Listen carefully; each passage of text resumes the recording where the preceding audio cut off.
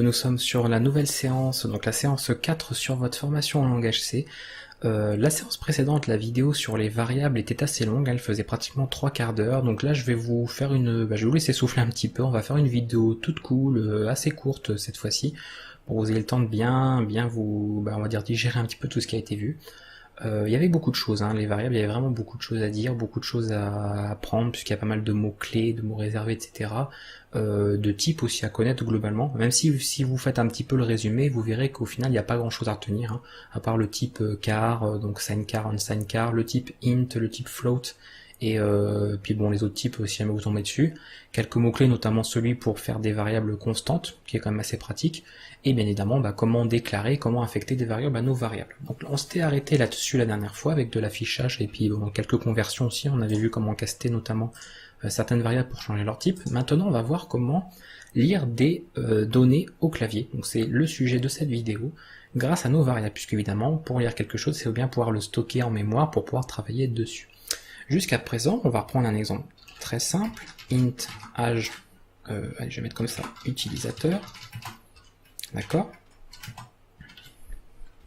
On pouvait, comme on l'avait vu, d'accord,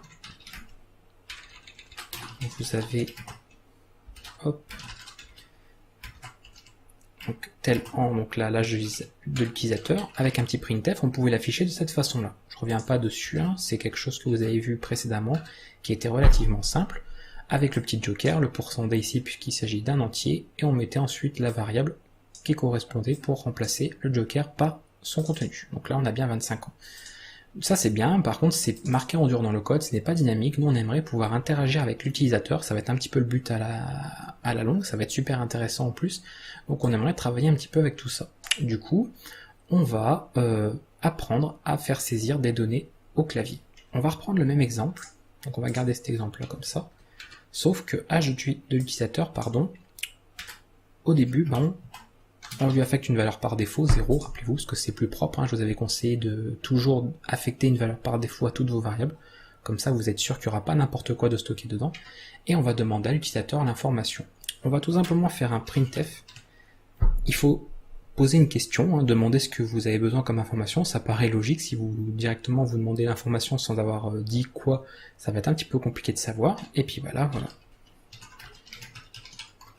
Hop. Alors, il y en a qui passent à la ligne, des fois quand ils font une question, ils attendent la réponse, vous pouvez sinon tout simplement, vous mettez un espace comme ça, si vous voulez respecter la syntaxe et la ponctuation à la française, vous mettez comme ceci, un petit espace, et juste après, vous allez utiliser la saisie d'informations donc au clavier. On va utiliser pour cela une fonction scanf, qui est un peu l'inverse de printf, et qui va permettre de récupérer l'information qu'on veut. Alors, petite précision, la fonction scanf, et vous le verrez dans certains environnements de développement, ou dans certains autres supports peut-être, n'est pas une fonction sécurisée de base. Attention, ça ne veut pas dire qu'il ne faut pas l'utiliser. Ça c'est pareil, il y a beaucoup de développeurs, beaucoup de gens qui forment des personnes, qui vous disent scanf c'est une très mauvaise fonction, il ne faut jamais s'en servir, elle est pas bien, enfin voilà, faut en utiliser d'autres, qu'on verra d'ailleurs par la suite, dans les prochaines vidéos, il ne faut pas l'utiliser. C'est faux aussi, faut savoir, et ça je l'ai dit aussi dans le début de la formation, le langage C est un langage bas niveau qui demande une certaine rigueur, c'est-à-dire que je suis désolé mais c'est pas le genre de langage qu'on recommanderait à un enfant de 5 ans qui comprend pas tout ça, qui irait faire n'importe quoi, ça paraît évident, donc ça demande un minimum de sérieux, un minimum de rigueur, donc il faut pas en bref faire n'importe quoi avec, il faut tout simplement savoir les limites de chacune des fonctions, savoir leurs risques potentiels et possibles en matière de sécurité ou en matière de problèmes que ça pourrait engendrer, et les utiliser à bon escient. Il y a dans certains cas des fonctions qui ne seront pas nécessaires, d'autres qui seront plutôt recommandées, etc. Scanf n'est pas une mauvaise fonction, c'est une fonction qui juste par défaut n'a pas de sécurité. Ça veut dire qu'on peut on peut rencontrer des soucis, on peut créer des failles, des trous de sécurité dans un programme à cause de cette fonction si on n'utilise pas correctement. D'ailleurs, si vous suivez la formation au hacking, vous aurez l'occasion, donc ça dépend encore une fois de quand vous regardez cette vidéo, mais de voir un peu les vidéos où je vous montre quelques exploits possibles avec l'utilisation de cette fonction, comment on peut détourner un programme pour par exemple, je sais pas moi, s'autoriser tous les droits ou ce genre de choses. Mais encore une fois, ce n'est pas parce que c'est une fonction risquée qui n'est pas sécurisée de base qu'il ne faut pas l'utiliser. Au contraire, apprenez à utiliser ce qui est, on va dire, pas forcément accessible pour tout le monde, et comme ça vous évitera de faire des bêtises avec. Donc nous on va se contenter de quelque chose d'assez simple. Là on veut un âge, donc on veut un entier. On va utiliser comme pour le printf des jokers. Comme là j'attends un entier, je vais mettre un %d. Comme ce, %d, voilà. On passe pas à la ligne, mettez pas de passage à la ligne comme ça au scanf, sinon vous allez avoir des problèmes. Vous mettez juste ce que vous voulez comme joker ici, et ensuite, après la virgule, donc vous voyez c'est le même format en fait, le même type de syntaxe que pour le printf, vous mettez la variable dans laquelle vous allez vouloir le stocker. Alors ça, c'est la base. Par contre, il va y avoir une petite différence au niveau de scanf. Je vous avais dit qu'au niveau de la mémoire, tout était stocké dans des adresses, d'accord? Et pour pouvoir savoir l'adresse, c'est tout simplement l'emplacement en mémoire sur votre ordinateur. Quand je mets ça, en réalité, ça va devenir une adresse quand le compilateur il va compiler le programme. C'est-à-dire quand il va compiler, ça il va le remplacer par un nombre qui sera l'adresse.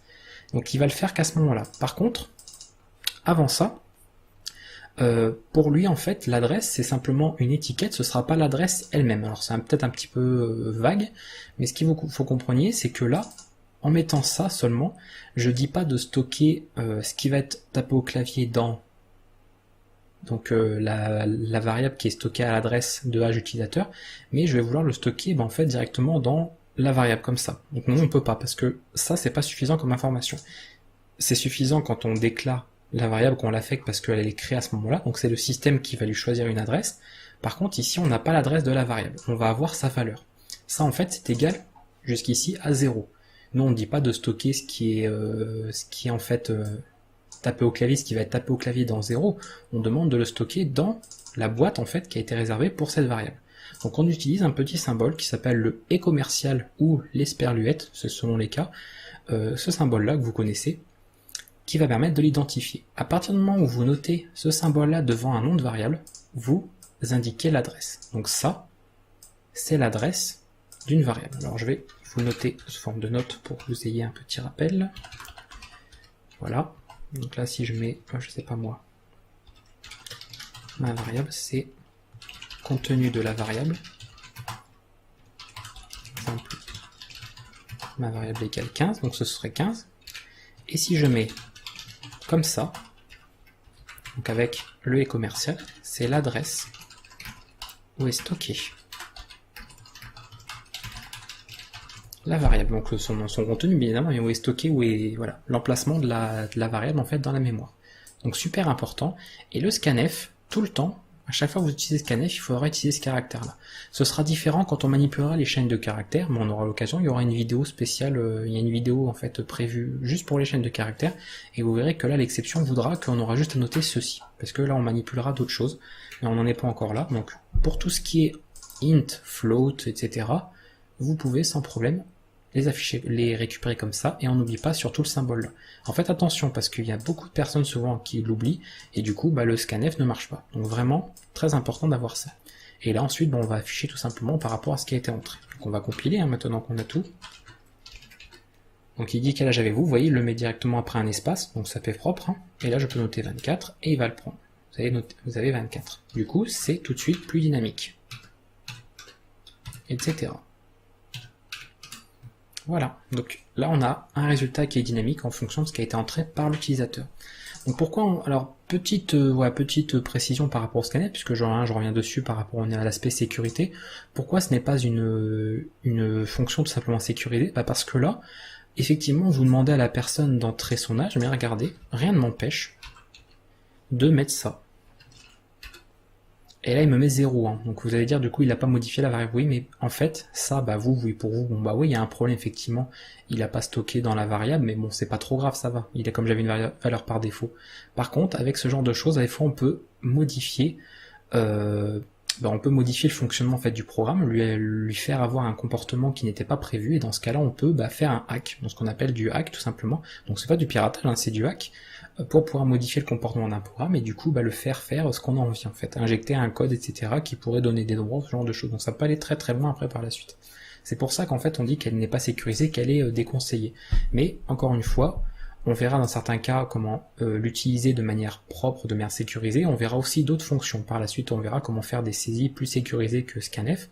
Mais n'oubliez pas que jusqu'à présent et pendant toutes les vidéos que j'ai montrées, j'utiliserai celle-ci pratiquement tout le temps. Par rapport à ce que l'on veut faire, c'est largement suffisant, il n'y a pas de problème. En plus, là, on manipule pas encore de chaîne de caractères, donc ça posera vraiment pas trop de problèmes. Donc vous pouvez vous contenter de ça, il n'y a pas de souci. Ce sera surtout quand on aura des chaînes, parce que là on peut déborder en fait au niveau de l'espace réservé pour un texte, et là ça peut amener d'autres soucis, mais pour le moment, pas de problème à ce niveau-là, et vous en faites pas, on verra tout. La formation est vraiment prévue, n'oubliez pas. Moi, mon intérêt, c'est que vous partiez vraiment de la base, de rien en fait, vraiment de rien du tout, et que vous puissiez atteindre voilà, des compétences les plus hautes possibles, que vous puissiez même par la suite tout seul vous former sur d'autres choses en complément, pour que voilà, vous n'ayez pas de limite en fait. Donc on va pas se contenter de faire le minimum, puis dire après, bon bah voilà, vous connaissez la base, et puis c'est tout, on en reste là, et puis le reste, bah vous vous débrouillez. Non, on ira vraiment sur des choses très spécialisées, des choses très professionnelles, comme font les entreprises, les experts en sécurité, etc. On ira vraiment très loin au niveau de ces formations que je vous propose. Donc tout ce qui est aspect sécurité, vous en faites pas, vous le verrez, hein, on va pas passer à côté de ça, loin de là. En plus je suis très, on va dire, très porté sur ce qui est sécurité. Pour moi c'est très important. Je travaille pas en fait en informatique sans la sécurité. L'un ne va pas sans l'autre. On peut pas dire on fait de l'informatique sans penser sécurité. Pour moi c'est pas pensable. Du coup vous en faites pas, on aura l'occasion d'en parler bien en détail. Voilà, donc c'était tout au niveau de Scanf, tout simplement pour la saisie de données, de faire comme ceci. Donc vous n'oubliez pas le joker pour identifier la donnée que vous attendez, et ensuite un petit symbole esperluette ou le et commercial pour récupérer dans l'adresse. On peut du coup le faire sur pas mal de choses, on peut le faire sur un caractère, etc. Je vais prendre là, on va faire sign de car, par défaut on va mettre A, et la même chose, hein. Entrer une lettre, alors on ne met pas de texte, hein, puisqu'on n'a pas encore vu, je vous l'ai dit, hein, les chaînes de caractères, ça viendra plus tard. Voilà, sans C. Et là, on est sur, je n'ai pas mis de nom, n'importe quoi. Si je ne mets pas de nom, ça va pas le faire. Lettre. Et du coup, on affiche. Def, lettre choisie. Pour C. Voilà. Donc même chose. Voilà, entrez une seule lettre, d'accord, et ça va fonctionner également. Voilà, pour tout ce qu'il y avait à vous montrer à ce niveau-là. Donc je vous avais dit que c'était une vidéo très courte, hein, c'était histoire de faire une bonne petite pause, histoire de bien souffler en attendant, avant d'attaquer la suite, puisqu'on va voir pas mal de petites choses après, et qu'après je vous avouerai qu'il n'y aura pas vraiment de pause, hein, on va avoir beaucoup de notions à chaque fois, et puis après on va parler des structures de données, donc ça va être encore plus compliqué, on va parler de pointeurs, enfin vous verrez, il y a pas mal de petites surprises, pas mal de choses qui vous attendent dans ce langage. Mais en attendant, maintenant, bah, vous savez comment se compose un programme en langage C, vous savez comment compiler, comment créer des fichiers, vous savez comment afficher des données à l'écran, vous savez comment saisir des informations au clavier, et comment manipuler des variables. Pour la prochaine vidéo, on parlera des opérateurs, donc on verra comment faire des opérations, tout simplement des calculs sur nos variables, donc les modifier, mais de manière des fois dynamique, etc. Pas seulement se contenter comme ça de demander quelque chose et de l'afficher, hein, c'est évidemment pas tout ce qu'on attend du langage. Et moi je vous laisse avec ça, d'accord, entraînez-vous, n'hésitez pas à refaire quelques petits programmes d'exemple, à vous entraîner. Pareil, encore une fois, tout dépend de quand est-ce que vous visionnez cette vidéo, mais il est possible qu'il y ait déjà, ou alors ils ne sont pas encore, ça dépend, des énigmes. Donc je propose des exercices en fait sur toutes les formations sous forme d'énigmes, sous forme de petits jeux, de petits trucs sympas. Le but c'est de faire des exercices originaux, c'est-à-dire d'éviter les exercices bateaux du genre calculer l'aire d'un carré, calculer le rendu d'une monnaie ou une réservation dans un restaurant, il faut faire le calcul, le prix TTC, etc. Parce que c'est souvent des trucs mathématiques déjà d'une part, ou alors c'est toujours des exemples bateaux, c'est-à-dire c'est toujours les mêmes exercices, les mêmes énoncés, c'est franchement honnêtement casse-pied, ça devient répétitif à la langue. Bon, moi j'essaie de rendre ça original le plus possible, donc j'espère que ça vous plaira en tout cas. Donc encore une fois, tout dépend de la date à laquelle vous regardez cette vidéo, vous la visionnez, mais il est fort possible que vous ayez déjà les énigmes disponibles en ligne sur la chaîne. Dans ce cas-là, vous pourrez profiter de pas mal d'exercices assez sympas, et pour mettre des cas en fait, sur des cas concrets, de vous entraîner, de mettre en pratique tout ce que vous avez appris, puis de vous amuser avant tout, puisque le but c'est quand même de se passionner un peu pour tout ça, et de prendre beaucoup de plaisir. Voilà, on se retrouvera pour une prochaine vidéo pour parler des opérateurs que l'on va retrouver dans le langage. En attendant, bonne révision, bon apprentissage du langage C, et bon codage, voilà, à bientôt en tout cas sur la chaîne. Ciao.